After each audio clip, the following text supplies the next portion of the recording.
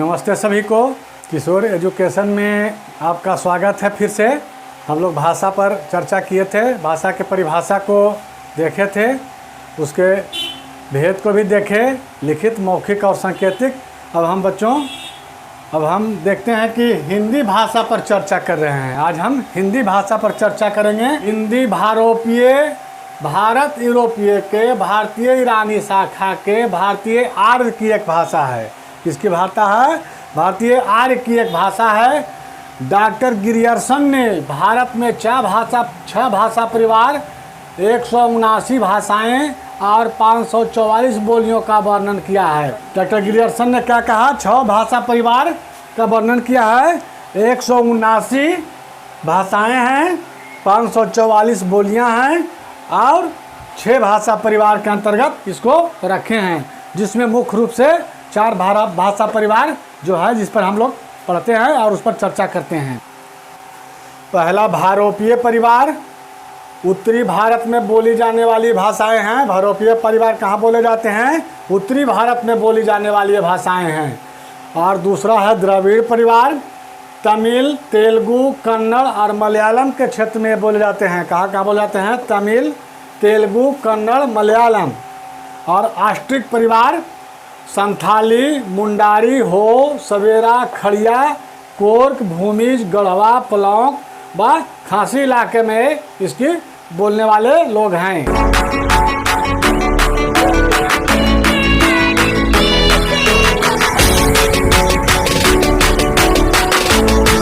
आगे देखें, भारोपीय परिवार, ऑस्ट्रिक परिवार, द्रविड़ परिवार और चीनी तिब्बती परिवार को देखते हैं।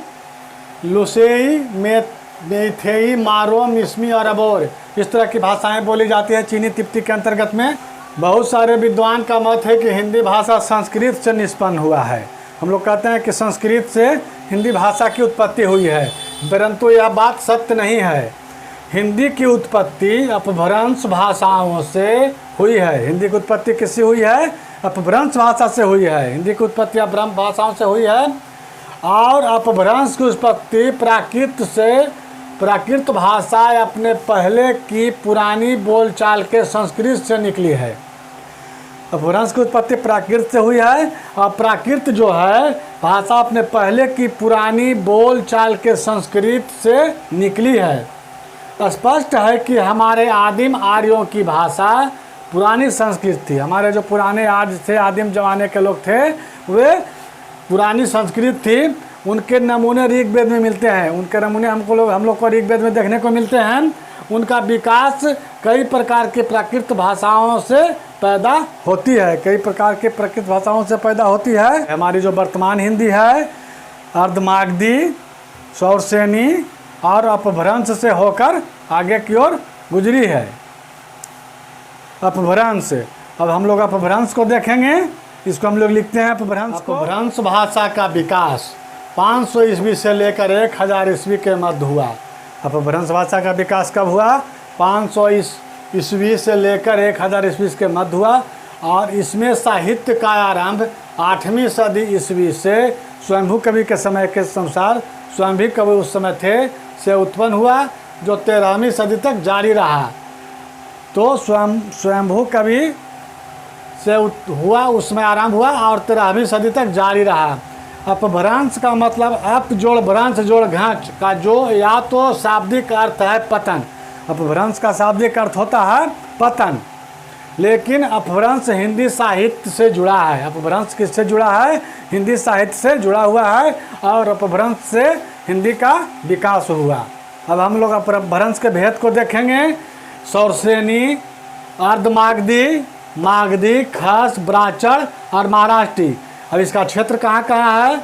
सौरसेनी का ब्रज का क्षेत्र है, कनौज का क्षेत्र है, बुंदेलखंड का क्षेत्र है और बांगुरू का क्षेत्र है। अर्धमागधी का क्षेत्र पूर्वी हिंदी के अंतर्गत है। तो तीसरा में मागधी को देखेंगे। मागधी बिहार, उड़िया और बंगाल से जुड़ा हुआ है। मगध का क्षेत्र है ये, बिहारी, उड़िया और बंगाल। और इसमें एक असम का भी क्षेत्र है।